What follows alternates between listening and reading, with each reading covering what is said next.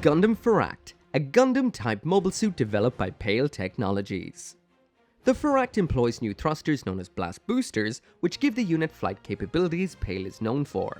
The gun format also allows it to effectively regulate inertia, enabling it to engage in battle on all three axes, whether in space or under gravity.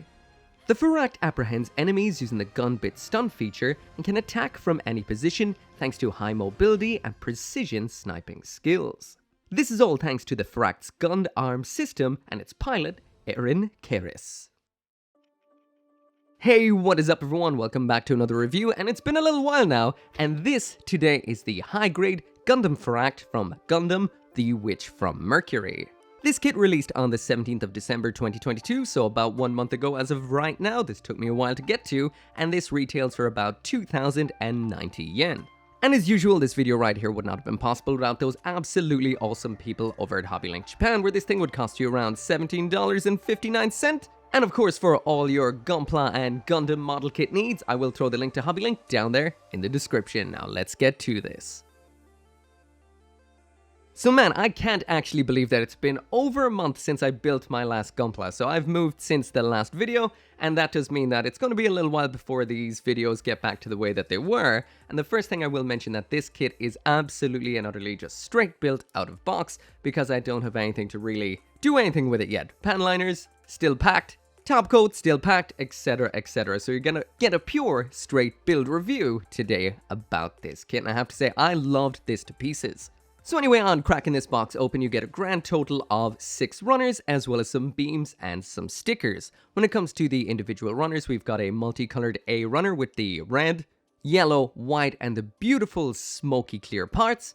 B, B2, and C, these are all in that Pharact bluish gray. And then we've got D and E for that very light gray of the inner frame segments on this particular kit. And I have to say the part separation here is absolutely gorgeous, and we do get an actual widespread hand in this kit, which is a first as far as I know for this line, not including the Choo Choo's Demi Trainer, which of course had kind of an option set included inside of the box. As well as that, we've got a pair of green beams. These are the type that will absolutely glow under black light, and when it does come to the stickers, these are mainly for the, well, shell unit parts, which are the clear parts on this, like we would have seen with the Gundam Aerial. Basically, when this kit gets busy using its gun bits and whatnot, these parts light up and you have the choice of using the stickers for when that happens. So it's an option in here, not some needed stickers, but we'll talk about that in a little while. So when it comes to the actual build in this is an absolute straight build. I used 2 different nippers while actually cutting this out. That would be the standard God Hand nipper, which I cannot remember the name of off the top of my head, but it's the normal nipper type. I used that to cut the parts off of the runner, and then I used the iconic God Hand SPN 120 in order to actually clean up the parts. Now, I will mention the only one real issue with this kit is because there is black, or well, very, very dark plastic on this for the most part, and it's on the external armor. This will mark up a lot. Even if you're using something like the God Hand, you will get stress marks on this. So I do recommend cutting a little further away and working your way down towards the plastic, either with tiny, tiny snips, with an extremely sharp blade, or with something like a glass file, in order to keep the plastic perfect. But I just went in with the 2 snips, so you will see there is a couple of marks here and there. Besides that, this is a very impressive build. The main 2 things that really stand out to me is the various bits of articulation down in the legs. The feet and the lower legs on this have some nice moving gimmicks, which we will take a look at later on, and the shell unit segments too. For the most part, we've got a sticker inside of all of them, which reflects the light out so beautifully under those smoky clear parts, and we do also have the head. Now, when it comes to the head, we do have another sticker in here, this one right here, this gray one. This is an optional one, and this is one for when I guess the shell unit is turned off, because this is actually for covering up the inside of the forehead, which would be an absolute shame to do because we do have color separated red parts inside of the head, which look oh so beautiful. So I'd recommend just building this with the shell unit completely flared up like it's using its gun bits. But the option to build it inactive is there too. So yeah, in total, when it comes to the build, this was super enjoyable. I'd put this a couple of notches below Aerial and Rubris as one of the funnest builds out of them all. It's a unique looking kit, and speaking of looks, let's check it out. So now jumping into the aesthetics, and I have to say this is blowing my mind. Once again, this is absolutely straight built. Nothing has been done at all besides it just being snipped and snapped. So out of box, this is what you will get. Now first off, I will mention, when it comes to the name Gundam, there's a lot of debate about what actually makes a Gundam a Gundam. Is it just resembling the old RX-78-2? Is it having a big old V-fin on its head? Because when it comes to more modern series, most things that have the moniker Gundam have that very classic Gundam look. This, however, doesn't in a kind of cool sort of way. So I guess when Pale Technologies decided to use the Gundam system, they went for a completely different look. The only thing that looks, well, typically Gundam about this particular kit is the muzzle and the eyes inside of the face. Now, I will mention those eyes don't need a sticker at all. They are color separated, which means they don't really catch the light as nicely as stickers, but if you hit them with some metallic or something like that, you will get a nice popping effect. But color separated eyes, that's a nice extra. Now, I've gone way off topic. But yeah, winding back a little bit, this looks a little bit more like a Gundam we'd see from something like Gundam Zeta or one of the Gundam Zeta spin-offs, like Gundam Sentinel. This to me, the color scheme and the layout of colors and the general look really reminds me of something like the Gundam Mark V, which is pretty cool. So in a way, it does traditionally look like a Gundam, just a more old school Zeta spin-off style, and that really, really appeals to me. Overall, this silhouette is almost kind of insectoid or alien, which is really cool. We've got those massive boosters up top, which really do add a kind of, I don't know, I'm getting a bit of a 00 vibe off of that when the 00 riser is attached. But when you actually pop off of the backpack, you see that this is a very unique shaped mobile suit without a doubt. It's all legs and arms with a tiny torso and a fairly, well, the head isn't small, but it is elongated in a kind of Zeta-ish style. When I saw this kit, I thought it would be absolutely and utterly huge. I mean, quite big compared to a standard Gundam from the show.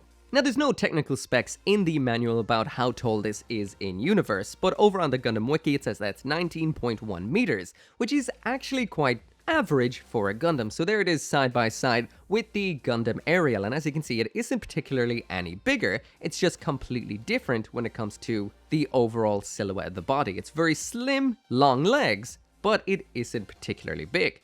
I was kind of hoping it would be big, like Mark V big. But anyway.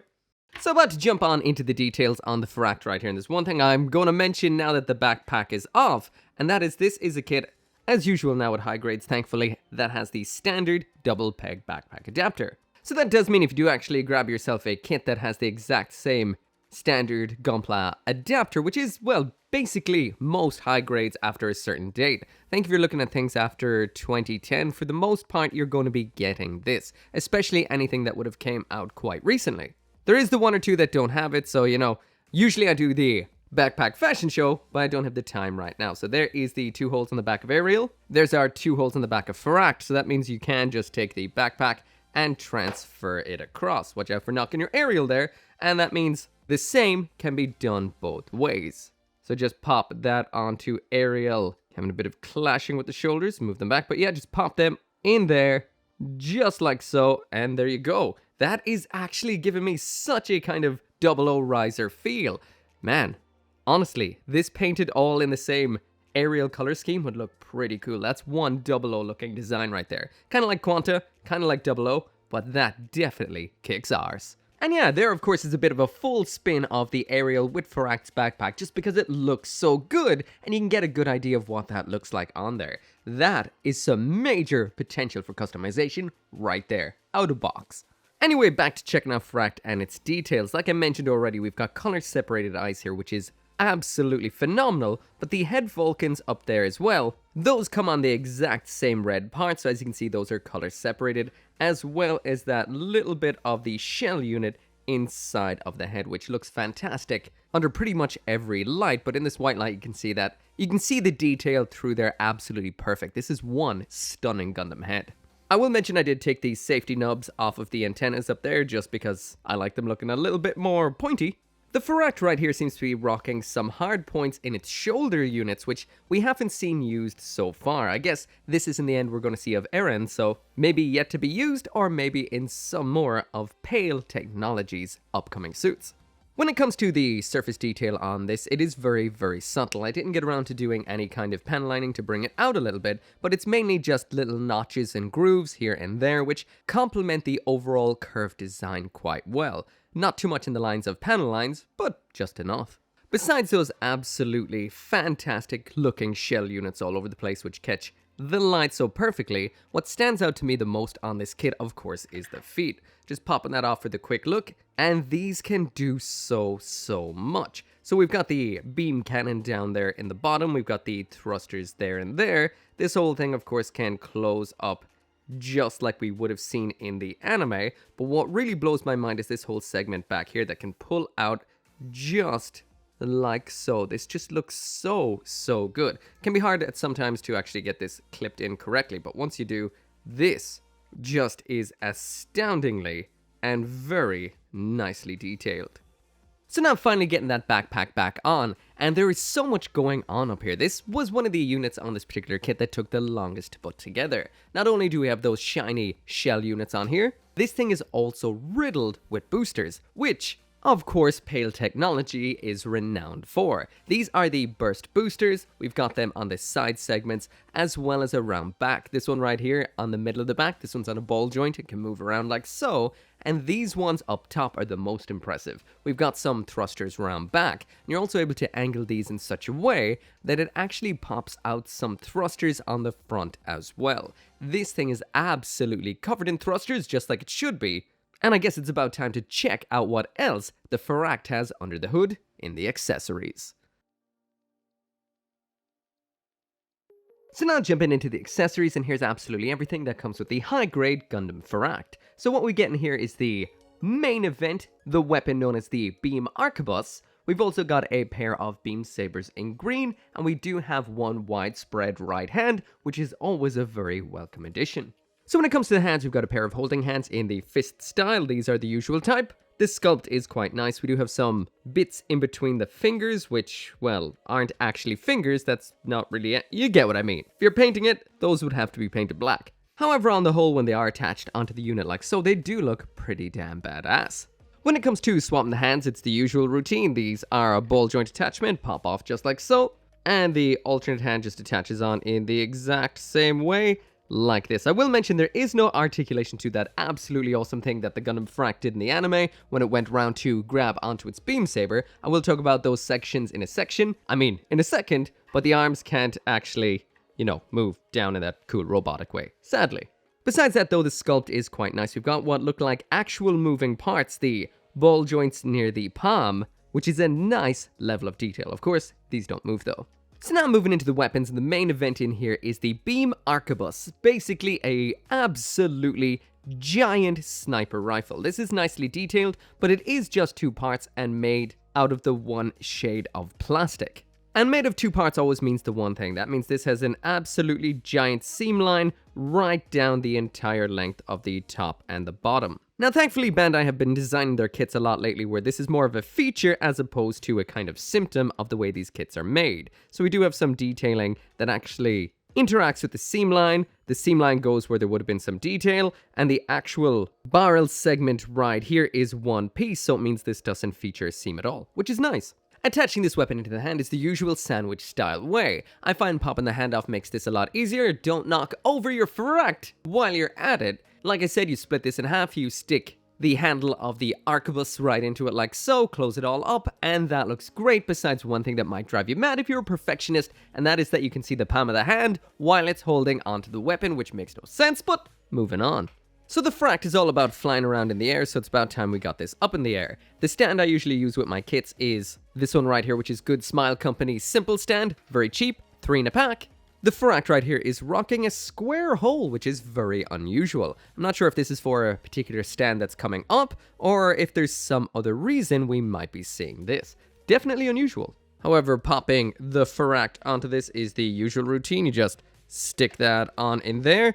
Even though it is a square, it seems to hold on absolutely fine. So getting the Pharact into a pose with this weapon attached is super simple. Thanks to a great combination of super smooth joints that are super strong and a great range of motion, especially up at the shoulder where it counts when it comes to aiming a rifle. You can pull the full shoulders and arms forward at multiple joints to make sure you get that sniping pose absolutely perfect. There's what it looks like in the final pose, and I have to say this looks absolutely stellar. Looks ready to fire, ready to stabilize with all of those thrusters in gravity or in space, and this just works out so well. Bandai have nailed this. So next up in here, we've got the pair of beam sabers. Once again, these are in that absolutely blinding shade of green. We've got some tiny little handles on these particular ones right here with a little bit of a notch in the end. And by notch, I mean the polar opposite to a notch because that's a bit coming out, not in. So once again, a bit of a test to see if these glow under black light. So that's them under a standard light. Let's get this to a bit of a blue. And there we go. These really do glow. Might be a little bit hard to see in the video. Maybe I can line up the light just right so it's not really in the way. But these, that's it without the blue light, and that's it with the blue light. So these do glow. Once again, this isn't a true black light, just a Philips Hue. So on prepping the hands for using with the beam sabers, I realized that the actual big old beam sniper rifle right here, this does not have any way to attach to the unit when not in use, so I guess it just flings it away. The beam saber handles just pop on into the hands like so, a little bit on the loose side, so bit of a balancing act when you're getting this attached. But there it is when it is attached, and it holds on pretty well. Anyway, once again, there is the Pharact in a pose now with the beam sabers. Once again, this poses up an absolute storm. It is a bit of a shame the arms can't flip the way they did in the anime, but besides that, this thing looks absolutely killer. Once again, even with some melee weapons. Now, speaking of what it did in the anime with those arms, so at least some of that mechanism is present. So you're actually able to open up the lower segment of the arm just like this, which flares out absolutely perfectly. The upper section in particular having some really nice detailing. So that is exactly what that little notch on the bottom is for. And again, I called it a notch when it's not a notch because it's going, well, screw it, notch it is. So basically what you can do here is slide this up into the arm just like so, and it connects in just for storage. Sadly, it is handle part down, not business end out. Otherwise, you might be able to have yourself a, well, some arm-mounted beams, but that's not the case here. So now jumping into the articulation, and when it comes to the overall articulation on this kit, the Pharact breaks the humanoid robot rules in a whole lot of different ways, which is something that I love. So much so that it is hard to decide when something in this test that I usually do right here is actually done enough or to go beyond that point. For example, the legs on this are absolutely phenomenal. They have so much moving parts, especially down towards the feet, that just look absolutely and utterly spectacular. Besides that, the rest of the articulation kicks butt too. The shoulders on here, they have the regular shoulder joint, which is the ball joint here, as well as rotation here and the raising up and down here. But on top of that, we also have some nice movement in the actual chest unit itself to allow the arms to line up like we would have seen before with the sniper rifle. We have a decent enough ab crunch here as well. It's not too crazy, but the side to side movement and the rotation definitely makes up for that. They are fixed point hip joints in here, so they don't really do anything but kick up to the front and back. We've got no front or rear side skirting to get in the way, but this crotch segment here does move around ever so slightly. The legs here are definitely one of the major stars of the show. The bend right there is very nice, the leg bend, but it is quite normal. But it is what is going down at the foot that is crazy. We've got this part that moves out like so. You can pull it out ever further like that. This is a rotating joint right here, so this can move pretty much the full 360 around, which is insane. The front segment, that can rotate too. If you rotate too much, you might knock off that upper armor. And these two joints here are C-clips, which does mean they can do some cool stuff, but it does mean they are incredibly weak. Sometimes when you get this toe onto the ground, it just will not hold up the Gundam, which kind of does suck, but then again, this guy, he's not about standing on the ground, is he? The backpack here, this is absolutely incredible too, with a ball joint on this thruster right here, so it can move around quite simply but effectively. Like I showed you before, we've got these nice popping segments right here, which allows thrusters to point out at the front or out at the back like so. But what I did not show is these side segments here. These can lock into position like so, or unlock downwards like that, pull up and out, and they can rotate at that point too. So there is so many options when it comes to the backpack. This is incredible. So now throwing it into a couple of test poses just to see what it can do, and this can really pull off some nice over-the-top aerial poses. This can also pull off nice on-the-ground poses too as well, but of course with the kind of feet we've got on here, this definitely takes the sky by storm. Once again, this is plastic on plastic joints, everything feels perfect. The only thing there's a little bit of a letdown is the C-clips in the feet, which can be a little weak while making it stand, but besides that, this thing kills pretty much every pose and looks dynamic as hell. So yeah, that right there is it for the review, and this is pretty much essentially a perfect Gundam kit right here, making this platinum tier. When it comes to the aesthetics, this looks astounding. The colors all look great. We've got clear parts with nice stickers underneath, which reflect the light out perfectly. It just looks so good, and that over-the-top set of proportions make this look like nothing else from the Witch from Mercury so far. Accessories wise, we get all we need. The only thing I could complain about a bit is that the hand can't rotate round to grab the beam sabers, but besides that, everything does what it needs to do, and it's nice to have a pre-posed hand inside of the box as well. Finally, when it does come to the articulation, this can pull off pretty much every pose. We do have some weak C-clips in the feet, but that is it. It makes up for it with everything else. The backpack, lower feet, and shoulders being the most impressive aspect. But anyway, I highly recommend it. As always, thank you so much for watching. Thanks to HobbyLink Japan for sending this on to me. Link down there in the description. And as always, make sure to come back for more Gunpla reviews. See you next time. Once again, as always, this video right here wouldn't be possible without each and every one of you guys, so I apologize that I didn't get around to changing this end card anytime soon. Basically, over the last month, actually, it's probably not even months, probably 6 months or more, actually, it might even be longer than that, I've had a whole lot of issues with where I was living, so I had just enough time to do videos and videos only. Nothing really outside of that. I will get that rectified ASAP once I get a little bit more settled down. That is a promise, but thank you as always to each and every one of you, whether you just watch the videos, help out with the memberships and over on Patreon, or if you just like this video right here, thanks to you. See you next time.